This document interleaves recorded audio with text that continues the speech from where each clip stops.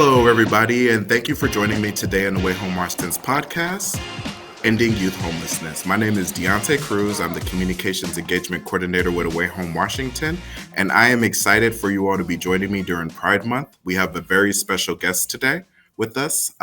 Isaac, do you want to introduce yourself? Hello. Hey, y'all. My name is Isaac Sanders. I use they, them, their pronouns, and I am one of the ACI coaching and improvement managers at Away Home Washington. My role is to coach communities to reach functional zero, which just means that they are able to sustain ending homelessness within their community, which is really, really cool and really, really fun and very, very creative. Yes. And Isaac, I've known you for a long time, so we're not going to do all this formal stuff. We're just going to jump straight into it. But before we do that, I just want to address the audience, let them know during Pride Month, we have this whole series going about the intersection between youth homelessness and those who are LGBTQ plus or those who are QTBIPOC. And we want to talk about all the different facets of our work, what the layout in Washington looks like, present some solutions to be able to address youth homelessness while also centering the voices of those most impacted. And we know at Away Home Washington that young people who are LGBTQ plus, young people of color, and those who are QTBIPOC, queer, trans, Black, Indigenous people of color are most impacted by homelessness. So now that we got all that out the way, now that we set the context, Isaac, let's get into it. LGBTQ plus young people in Washington, right? We both know that they are heavily impacted and the young people even more so. Can you talk a little bit about how you feel about young people who are LGBTQ plus accessing resources in Washington? How do you feel about the landscape? Like from your perspective, what is it like? Let us know. Yeah, I think like we have to go like very big and then get really small when we're talking about this. And something that we know nationally is that 40% of all LGBTQ plus like young people will experience homelessness at some point in their life. And that is like on a national scale. And the reason why like we're working really, really hard in Washington to like find the like sexual orientation and gender identity expression data in our work is to actually have a demographic data point that says this is how many young people who identify as LGBTQ plus are experiencing homelessness in Washington, right? And the lack of information there and the lack of focus on that information is really, really loud to me, because when we want to talk about addressing disproportionality, we have to have numbers, we have to have care, and we have to have representation within this work. And a lot of those spaces do not have that to begin with, and nobody's really focused on that, although it is a huge thing that we talk about in the work that we're doing, right? And so in Washington, like just young people who identify as LGBTQ plus and even QT/BIPOC people by like extension do not actually have systems that work and operate for them. A lot of the conversations we do have in this work is like, oh, how can we be more inclusive? How can we make sure that we're capturing everybody? But like from my own lived experience and even like working with young people of color and LGBTQ plus young people before I started this role, like a lot of them don't access these services because it is not for them and it's not about them. Mm-hmm. And there's not people who look like them or have their identities who are working in those fields. And so it's hard, it's very difficult, and it's hard, like, and of course it sounds like it's very, very hard to navigate as like an LGBTQ plus young person or a QT/BIPOC young person as well. So I don't know if I answered the question, but I said a lot of words that feel important. So they were important. And I feel like you did answer the question. You might not answer it directly, but you gave a lot of good information and some of that's going to hit home. But you did bring up something very interesting. So you said like 40% of young people or 40% of people who are LGBTQ plus will experience homelessness at one point in their life or another. And you also talked a little bit about your experience, you know, in your previous professions. Can you talk a little bit just from your perspective about why it is that that number might be so high and why it is that especially young people who are LGBTQ plus might experience homelessness, and what does that look like for young people who are LGBTQ plus? Also understanding that like there's no one size fits all answer to anything, any answer that you give is like certainly from your own experience. It doesn't reflect each individual experience of every person out there, but you know, give the people some insight. Yeah, so I think something that a lot of folks know now but didn't know before is that a lot of young people who are experiencing homelessness who are LGBTQ plus are being like kicked out of their homes, are leaving their homes because they're in unsafe environments. And so that naturally means that the number will go higher or be higher because they're trying to flee for safety reasons. And it's really shitty and like very hard to like comprehend that somebody would like leave like us like a roof over their head to themselves and choose themselves. But that is the reality of a lot of LGBTQ plus young people in the work that we're doing, and also just in the nation at large, in the world at large. It's like to choose yourself means that you have to sacrifice and lose big key portions of your life and like safety of your life, which is wild to me that that's a lived experience for a lot of LGBTQ plus young people and LGBTQ plus people in general, right? Another thing that I think is catering to that is that young people, when they're looking for services or they're looking for support in like any system of care, so like let's talk about hospitals or education or things like that, if they are not supportive of their identities, whether they be QTBIPOC or LGBTQ plus or women or any identity, if there's not enough support within those systems, they fall through the cracks, right?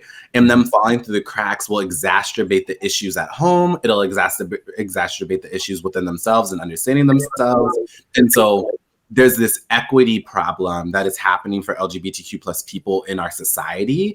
And although there's a lot more representation in media and there's a lot of things that are like bringing light to these issues, it's not changing the demographic or the nature. Like, right, we live in Washington State, which I moved to Washington because it was a more liberal state. It was blue. I came from a red state, right? And so I was like, I need to go somewhere that I feel safe and I feel like I can be myself. But even here, where it is a place where I can walk down the street and hold like my partner's hand, or be able to kiss somebody in the club and not be fearful that somebody saw me and that I might lose my job or I might be like outed or something like that. It doesn't mean that these realities don't happen here. And like it's very clear within the system and the things that we like are working towards that there is still people who think the same way that the middle of the country does, or in like general, like think that LGBTQ plus people are different and do not have a place in this world, or have a place in this world in a way that makes sense to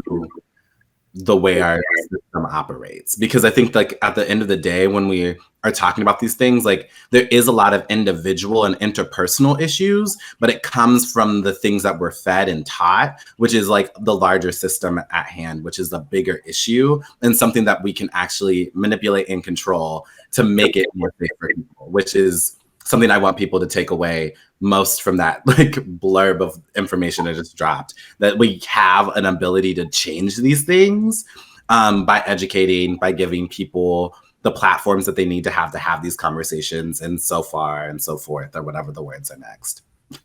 Yeah, I think that you bring up a really good point, and that's very interesting. So I want to also acknowledge that Juneteenth is coming up soon.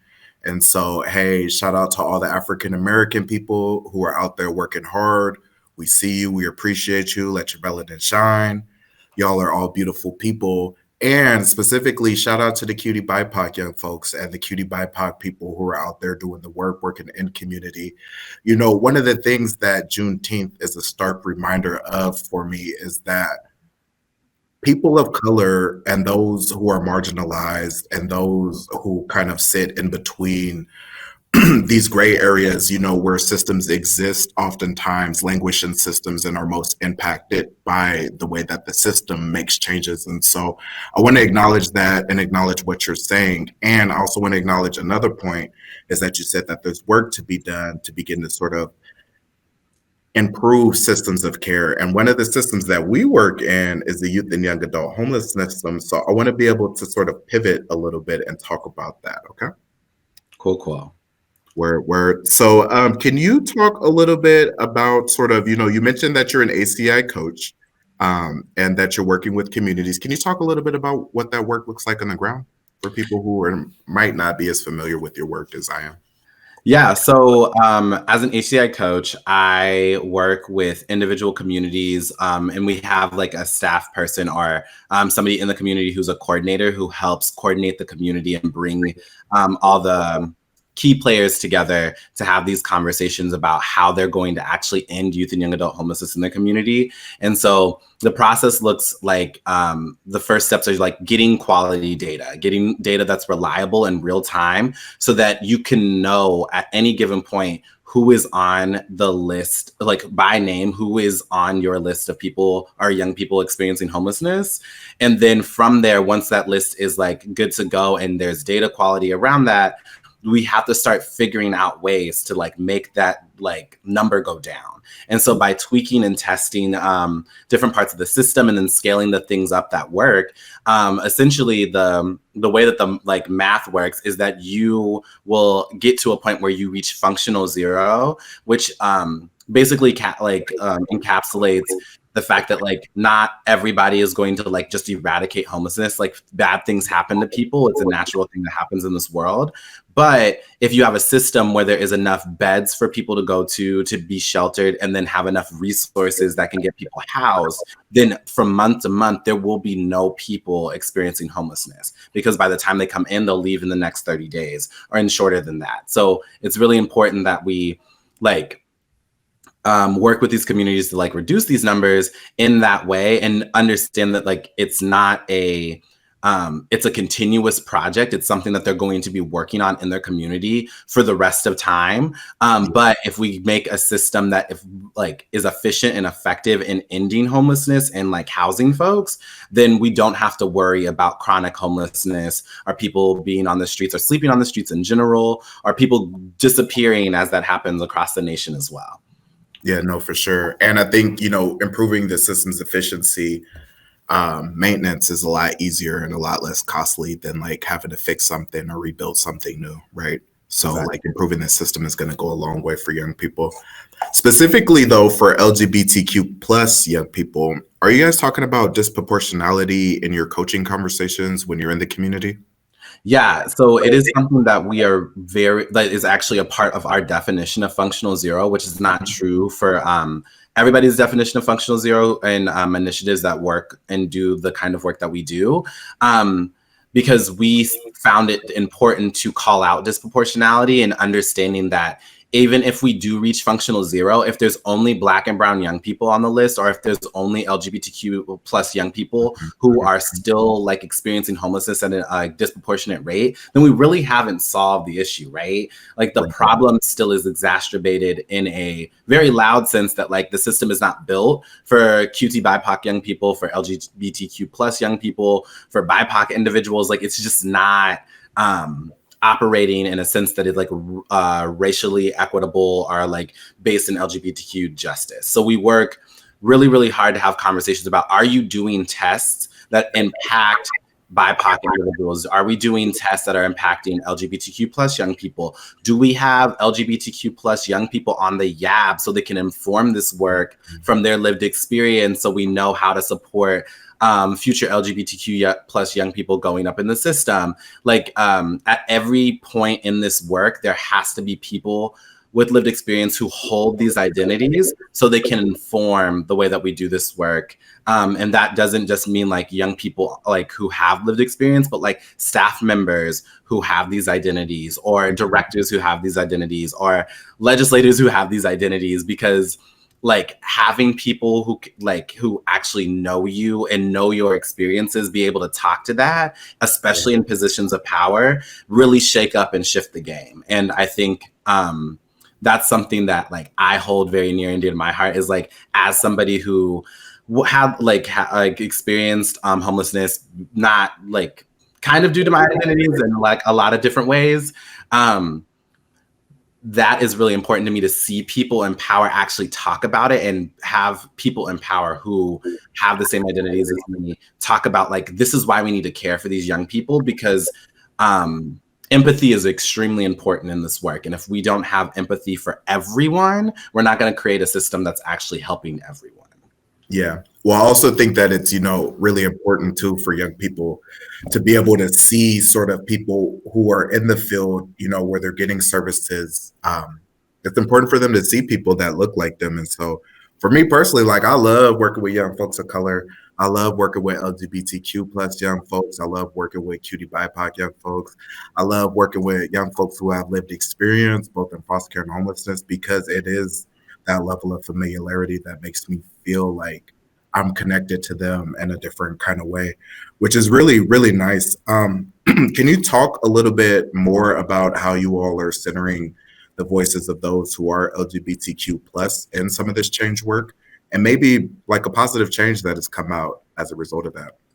Yeah, so a lot of the work that we're doing right now in the original cohort, so cohort 1, is really like thinking about how we're going to bring more by and for organizations. So for folks who do not know, by for organizations are organizations that are created by the population who they're serving. So like a by for organization that like primarily serves BIPOC folks also has BIPOC folks who created it or are like primarily the staffed by those folks, right?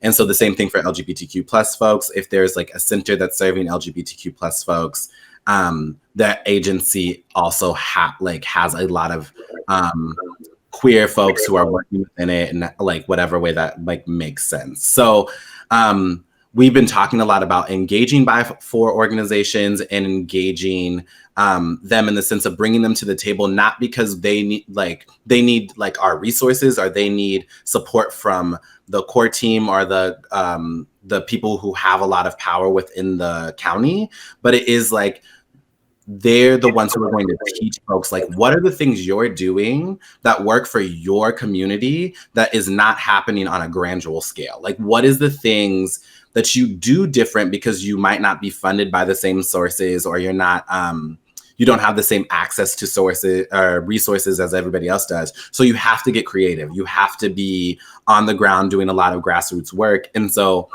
we have been having a lot of conversations about how do we bring folks to the table? How do we pay them for their time? How do we make sure that their knowledge is actually paid for? And it's not something that they have to do, which is like a lot of the work. And from my experience, even doing like the real work. And I say that with quotations because once upon a time when I was first starting in this role, a lot of folks were saying like, Isaac, the things that you're doing for your 9 to 5 is like real work, but like what you do from 6 to like 7 when you're like you're out doing protests or you're out like advocating for shifts in like legislation or stuff like that, that is like where you're really doing work. And like, right. Mm-hmm. And so the goal is, especially with the ACI, is to make sure that those two things blend together and there's not just labor of loves happening that people have to do when they're off the clock. Like you need to be doing it and integrating it as time goes on. And so we've been having a lot of those conversations and trying to figure out in like the communities I'm at least coaching, like how do we make sure that they're like at the table? How do we make sure we're inviting them properly? Like we can't just be like, being like, oh, cool, look at all these cool things we're doing. Do you want to come do these things too? But like, what does it mean to build relationships and do these like different version of recruiting that doesn't happen a lot of the times? Because like, I think the nonprofit industrial complex is very woo thing. Like operates in a and is rooted in white supremacy culture, which is also homophobic in a lot of ways. And so we're trying to like upend that and really focus on like what other communities and other practices are doing that are not the regular like nonprofits that have been thriving and surviving because they know how to work the system, but aren't necessarily doing the hard work and getting the same results as these other organizations are. So I say all those words to say that we've been talking about that a lot. And then on top of it, we do like work on recruiting young people from all different like lives and backgrounds who have experienced homelessness. And so there has been a lot of like YABs whose focus is on like, how do we get more QT BIPOC young people to the table? How do we get more LGBTQ plus young people with different lived experiences than the ones that are coming from this one agency? Right. How do we know where how do we know we're encapsulating all of the lived experiences that happen within the system if we're only being able to tap into like these young people from this area, or these young people from this area? And so that comes with, that's also a part of that conversation of like, how do we invite people in and make sure we're creating an inclusive space, and a space where everybody is allowed to like speak? And even if there's differentiating opinions, being able to create a container that allows for that, and knows that, like, know that if somebody challenges you or somebody pushes back, it's not because they don't like you or they're like trying to be harmful, but like we're all learning together and we're just all trying to understand each other to end youth and young adult homelessness. Yeah, well, I love that. And I agree. Like you said, a lot of good things. You made a lot of good points. One, we at Away Home Washington are not no regular degular organization. So we out there doing the work. And I know that I've seen you out there in the community, Isaac, at a couple protests, at a couple rallies, doing the work. That's when you're the realist, real recognized real. So I see you. And I just want to give you a shout out. Like, you're out here killing it. You're doing your thing. You know what I'm saying? It's Pride Month, so I want to show you some love, as well as everybody else I'm giving a shout out to. But I want to show you some love specifically. And I just want to say, like, it's Pride Month. Do you have anything that you want to let the people know? Any sort of like jewels you want to drop on them? You want to give any sort of shout outs to people? You know what I'm saying? You got any knowledge you want to drop on people? Anything that you think that is important for people out there who might be viewing this to know? Let them know. Now's your time. Oh my gosh, yes. So something that I feel like people, all of the folks who are probably listening to this, knows that there is an agency somewhere in your community that is working to serve LGBTQ plus people. And you should know what those agencies are. And you should be inviting them to tables to get the resources that are available to like everyone, but is only able to be accessed due to like your proximity to the funders, or proximity to the way you're supposed to do those grants or things like that, and collaborating with them. Something that I am like very fond of in the work that we're doing with the Anchor Community Initiative is that we talk about collaboration a lot, and how like a lot of organizations and agencies work in silos. Like, we need to fight for all of these different funding sources. And it's not about, hey, do you want to like go in on this grant together? And so we're both getting something out of this, but then we're going to have to actually communicate with each other because we do very similar work, right? And that's like not only in the homelessness sector, that's across the board, right? So like, I feel like the way that capitalism operates is to pit people against each other. It's supposed to be a competition. It has to be fighting. But like, I've never known like change happen with people being divisive. It's always been in communication and hard conversations. And even though fighting is like generative, but it's generative conflict. It's not fighting like in that way. And so like, how can we have more of those conversations, especially with organizations that don't have access to resources that other organizations do? So for Pride Month, go and find an LGBTQ plus organization. Some that are based in Washington State that I really, really love is the Lavender Rights Project.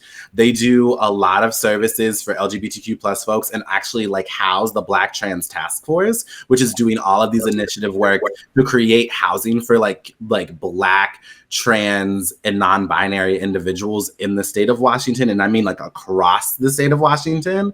So like, there's spaces that you can get connected to, and you have to just seek them out. And I implore people that you need to seek these things out. Like, there's a lot of things you can do by sharing posts and like sharing information, and that garners traction. But if you're not reaching out to them and asking, what can I do different? What ways can I support you? What ways can I volunteer? Giving your time, even if you don't have the funds to give, giving time is just as impactful.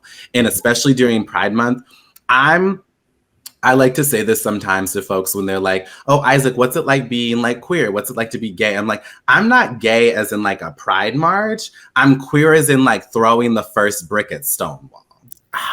Like, this is not like this cute, like, I'm just gonna like wear rainbows and everybody's gonna love me, which they still do regardless. But for sure.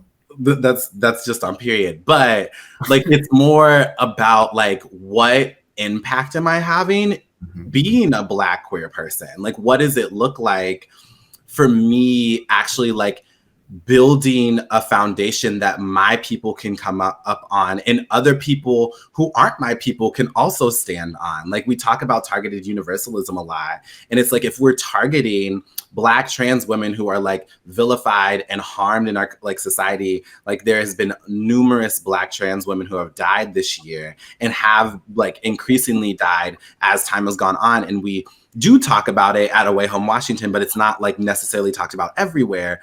And when we talk about serving those individuals and figuring out systems that work for them, because they are like the ones that are left out of the conversation most of the time, all of those things that we do for them is going to help everybody else. It's just going to make everything so much easier or more accessible for other folks in the community. And if we don't think about it that way, I feel like there is always going to be a missing piece of like the most marginalized. And so like, when you're thinking about work, so other like besides partnering with like LGBTQ plus organizations, also thinking about every time you step into a boardroom, every time you step into an office, every time you have a conversation with a friend, thinking about how can I like make somebody care a little bit more about Black trans women, or care about like Black queer folks, or queer folks of color, or whatever it may be on that given day.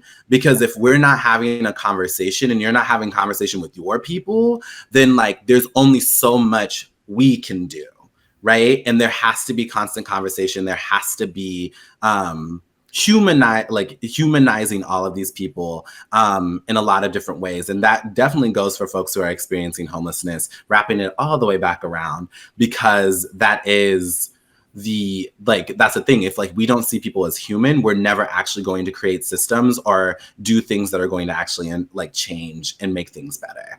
I don't know if I answered the question once again, but we're here now.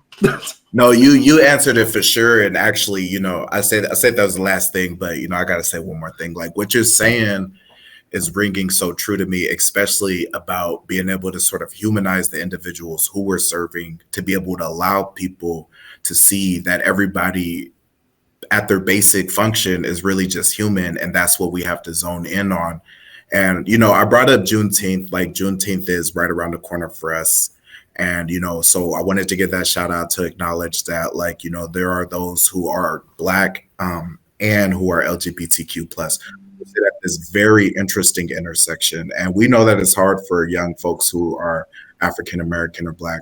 We also know it's hard for LGBTQ plus young folks. But then being Black, queer, trans, person of color can be a lot harder for you in this system as well. And it just reminds me so much of how systems sort of fail people when we create like these rules about accessing services based upon how we perceive people. And it really reminds me, to be honest, of like the slavery. Like Black people weren't seen as slaves. So to even be freed and emancipated and then sort of have to earn, you know, your humanism to be able to be seen as human, it's like, how many times do we have to do this with people before we learn from our own history, right? And so I'm with you. Like, I want to throw the first brick, Isaac. You know what I'm saying? I want to be down there. I want to break down the system. I want to break down the walls and allow us to all connect and be able to get access to the same thing, to be able to see the same route, to be able to choose the way that we live, the way that we show up, and not be fearful of the way that people see us, right? And I want that for all people. And so I want to end on that note. I want to say, ladies and gentlemen, Isaac Sanders, ACI Coaching and Improvement Manager, thank you for joining us today.